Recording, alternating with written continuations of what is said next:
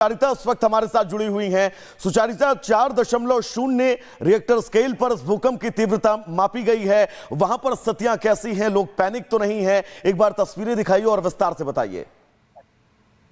बिल्कुल वैभव, जिस तरह से आप बता रहे हैं, मैं एक बार जरा बताऊं कि जिस तरह से भूकंप के झटके आए उसके बाद अचानक लोग अपने घरों से निकले हैं, क्योंकि ऐसा लगा कि पूरी धरती हिल गई है। देखिए, अभी तक जो जानकारी आ रही है, जिस तरह पे रिक्टर स्केल पर तीव्रता आ रही है, उससे इस बात का एहसास नहीं हो रहा कि कितनी तेज झटके थे। लेकिन मैं आपको बताऊं कि बहुत लोगों ने इसे महसूस किया, और सुबह का समय था तो शायद इस वजह से बहुत बहुत से लोग इसकी तीव्रता उस तरह से महसूस नहीं कर पाए। लेकिन अगर यही झटके दिन में होते तो आप समझ जाइए कि आपको सड़कों पर इस वक्त लोग निकले हुए नजर आते, क्योंकि इतनी यहाँ पर झटके थे। मैं एक बार जरा पूछती हूँ, भूकंप के झटके आपने महसूस किए थे?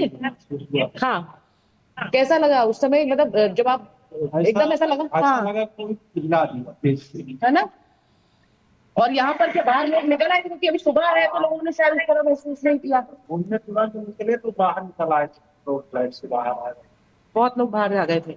अभी देखिए, मैं इसलिए बता रही हूँ आपको क्योंकि सुबह सुबह के समय बहुत से लोगों ने, आपने देखा होगा कि लोगों के ग्रुप पे व्हाट्सएप मैसेजेस आने शुरू हो गए। एकदम से अचानक लोग बाहर आ गए, लोगों ने एक दूसरे से पूछा कि सब कुछ ठीक है कि नहीं। महसूस किया आपने झटका? जी मैम, बहुत तेज था भूकंप। हाँ, तो हिल गया था पूरा, पूरे हिल गया। कुर्सी पे बैठा हुआ था, मैं डर गया था क्या हुआ।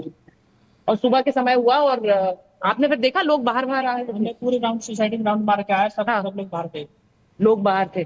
मैं वही बोल रही हूँ कि सुबह सुबह एकदम से झटके महसूस हुए, और जो लोग मॉर्निंग वॉक के लिए निकले हुए हैं, मैं थोड़ा कोशिश करूंगी वैभव कि उनसे भी बात करूं। बिल्कुल। लेकिन सबसे बड़ी बात यह है कि सुबह सुबह जैसे ही हमने ये देखा कि महसूस किए भूकंप के झटके, जैसा मैंने कहा कि अलग अलग जगहों पर एक दूसरे से लोग व्हाट्सएप के जरिए, एक दूसरे मैसेजेस के जरिए, कॉल्स के जरिए जुड़ रहे थे, क्योंकि उन्हें लगा कि ये बहुत तीव्रता वाला भूकंप था। ये ऐसा भूकंप था जो इमारतें हिला दे। ये ऐसा भूकंप था जिसमें हमने देखा हमारे घरों के अंदर जो अलमारियां थी, जो बिस्तर थे, वो हिल रहे थे। हम जब लोगों से एक दूसरे से बात कर रहे थे तो उसका भी एहसास हो रहा था कि ये कितना तेज भूकंप था। और दिल्ली एनसीआर में अभी मुझे पता है कि थोड़ी देर बाद और ज्यादा डिटेल्स आएंगी। सर, आप मॉर्निंग वॉक के लिए निकले, सुबह सुबह अर्थक्वेक आपने महसूस किया? हाँ जी बिल्कुल, मैं बिल्कुल बात कर रहा था। हाँ हाँ, बिल्कुल बहुत जोर था, लेकिन कोई पंखा नहीं हिला। ये तो मैंने देखा। अच्छा। हाँ, क्योंकि मैं बिल्कुल सुबह सुबह अचानक से हड़कंप सा मच जाता है ना इतनी जोर नहीं से। जी, ऐसे पहले तो मैंने क्या हाँ। जो ऊपर से कोई आया है, हवाई जहाज गया उसका आवाज है। हाँ, लेकिन बहुत तेज, बहुत तेज, बहुत तेज था। बहुत बिल्कुल मैंने पूरा। देखिए, मैं जैसा कह रही हूँ कि जिन लोगों ने सुबह सुबह इसे महसूस किया, वो ये बात समझ पा रहे थे कि ये कितनी तीव्रता वाला था, और लोगों ने एकदम से अपने जो करीबी थे उन पर एक तरह से चेक किया। Sir, good morning. आप वॉक के लिए निकले हैं सुबह सुबह। Did you feel the earthquake? Yes, definitely. It was very heavy shock. काफी And, तेज आए थे झटके। and tremors were very too much. हाँ, अचानक से फिर एकदम से हम लोग आपस में चेक हाँ। करते हैं कि सब कुछ ठीक है कि नहीं है। अभी सब ठीक है। सब कुछ ठीक है। जी जी जी। तो लोग अपनी मॉर्निंग वॉक के लिए एज यूजुअल निकले हुए हैं, लेकिन आप इस बात को समझिए कि दिल्ली एनसीआर में जिस तरह के भूकंप का एक इतिहास रहा है, हम लोग सब जानते हैं। अलग अलग इलाकों में जिस तरह से उसका इम्पैक्ट रहता है, एक स्वाभाविक है लोगों का घबरा जाना। एक स्वाभाविक है कि लोग अचानक से एक दूसरे के ऊपर चेक करते हैं, एक दूसरे से जानकारी लेते हैं कि सब ठीक है कि नहीं है। सुबह सुबह जैसा मैं बता रही हूँ, भूकंप के तेज झटके थे, दिल्ली एनसीआर में भूकंप के झटके थे, और ऐसा लगा मानो आसपास की चीजें, आसपास के जो सामान है, वो बहुत तेजी से हिला है। और मैंने जैसा कहा कि जो फर्स्ट रिएक्शन होता है, आप अचानक से जो आसपास के लोग होते हैं, अपने करीबी होते हैं, परिवार होता है, उनको एकदम से आप उनसे बात करते हैं, उनको मैसेज करते हैं, ये चेक करने के लिए कि सब कुछ ठीक है कि नहीं। मैं आपको फिर कह रही हूँ कि अगर यही झटके दोपहर के समय होते तो आप मान लीजिए कि यहाँ पर बहुत से लोग सड़कों पर निकल आते। लेकिन शायद क्योंकि ये सोने का समय था, बहुत से लोग जगह नहीं थे, शायद लोगों ने उस तीव्रता को उस तरह से महसूस नहीं किया जिस तरह से मैं कह रही हूँ कि हमने महसूस किया है।